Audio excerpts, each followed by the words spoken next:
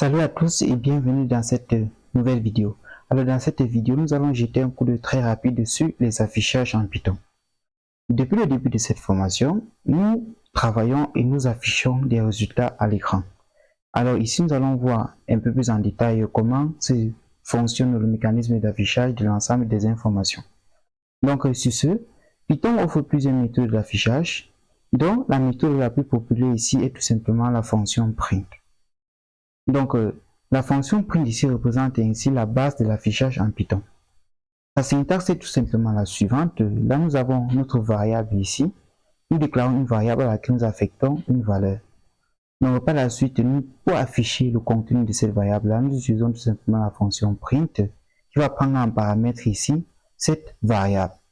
Donc, ceci n'est pas étrange pour vous. Vous avez eu à l'utiliser très souvent dans les vidéos précédentes.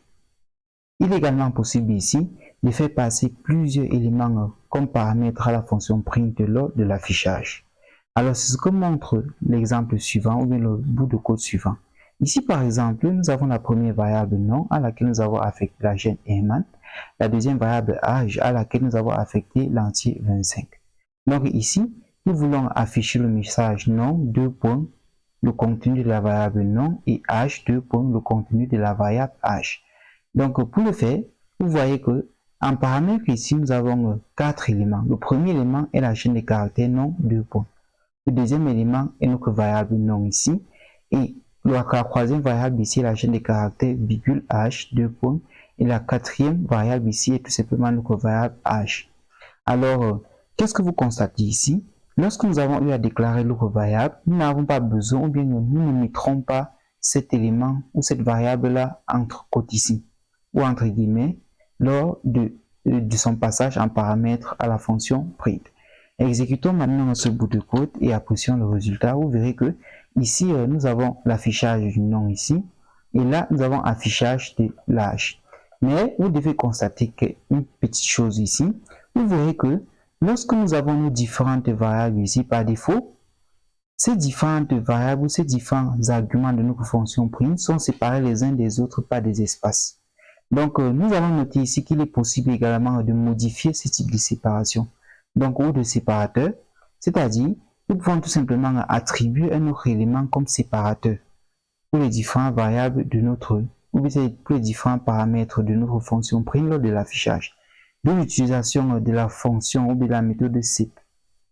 Donc, cette méthode permet donc de définir un séparateur pour ces différents éléments.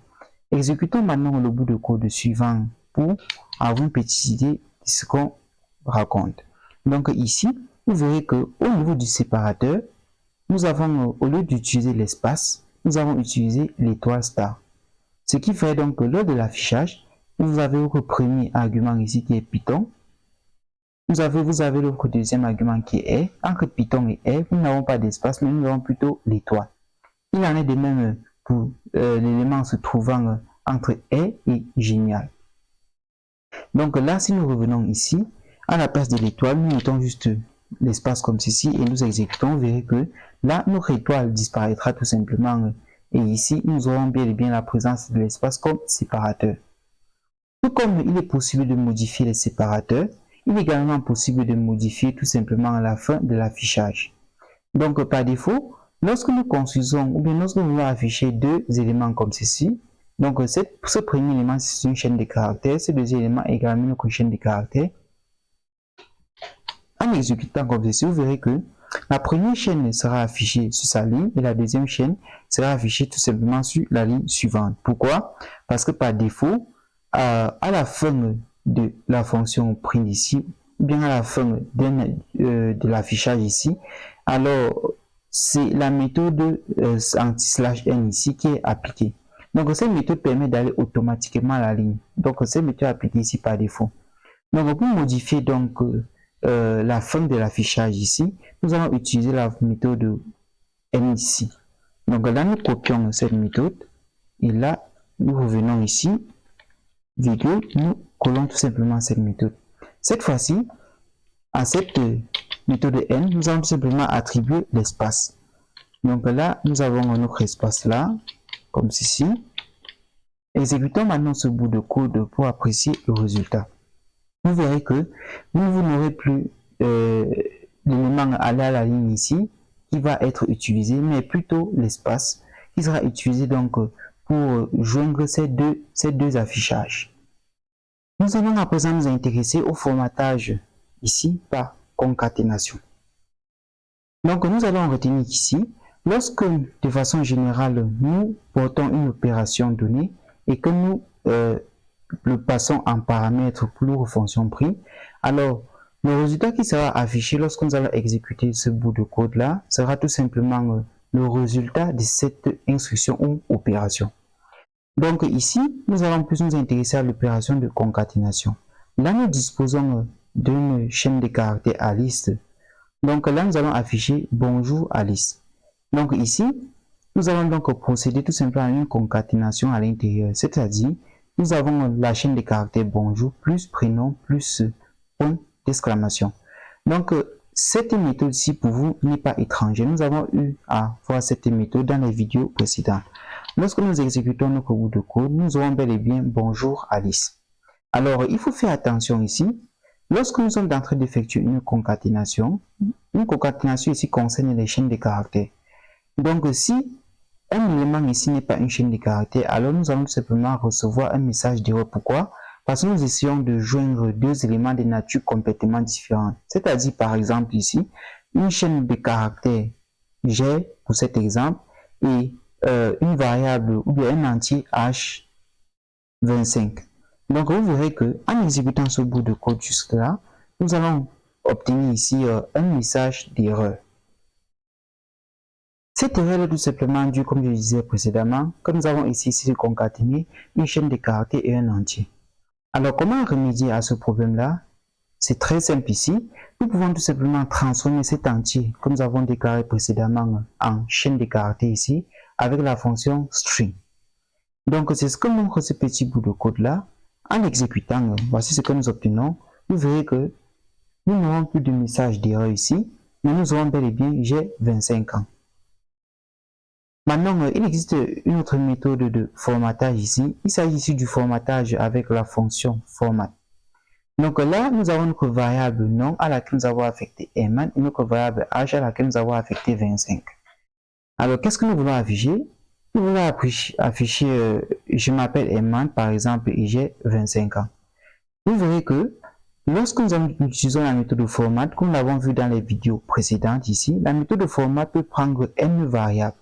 Alors, le nombre de variables qui seront affectées à la méthode de format ici va tout simplement dépendre ici de l'ensemble des éléments que nous souhaitons afficher. Par exemple ici, dans cet affichage, les deux éléments manquants sont tout simplement Eman et 25. Donc là, notre méthode format, vous allez renvoyer à notre méthode format deux paramètres, c'est-à-dire le paramètre nom et le paramètre âge. Alors, avec cette méthode format que nous avons vu dans les formations précédentes portant sur liste par exemple, ici, vous allez donc préciser les positions ou bien les positions ou les index ici de ces différents paramètres. Par défaut, lorsque vous mettez ces éléments en paramètre, le premier est indexé à 0, le deuxième à 1, etc. Donc ici, par exemple, pour le premier élément, ici, nous avons 0 qui représente l'index du premier paramètre et nous avons 1 qui représente l'index du deuxième paramètre. Exécutons maintenant ce bout de code. Là, vous verrez qu'on obtient je m'appelle Eman et j'ai 25 ans. Maintenant, essayons de bouleverser ces index pour une compréhension un peu plus distinguée ou profonde. Donc là, à la place de 0, à la place de 1, nous mettons 0. Maintenant, exécutons ce bout de code et là, vous verrez que nous aurons plutôt je m'appelle 25 et j'ai Eman ans. C'est très intéressant, n'est-ce pas? Nous allons maintenant voir la toute dernière méthode d'affichage ici, c'est-à-dire l'utilisation des f-string. Alors ici, nous avons notre nom, bien notre variable nom précédente qui a pour valeur Eman et notre variable H qui a pour valeur 25. Donc ici, qu'est-ce que nous voulons? Nous voulons afficher, bien sûr, je m'appelle Eman à nouveau et j'ai 25 ans. Alors, avec la méthode, avec f-string ici, vous n'avez pas besoin de passer ces éléments en paramètre, car ici, ça n'agit pas comme une fonction. Qu'est-ce que vous allez faire? Au niveau de l'emplacement des éléments qui doivent être affichés, donc les éléments en cracolal ici, vous allez plutôt passer le nom des différentes variables que vous avez déclarées. Donc moi personnellement, je préfère plus cette méthode car elle est plus courte et plus esthétique. Donc exécutons ce bout de code, voilà ce que nous obtenons. Là, je m'appelle Eman et j'ai 25 ans.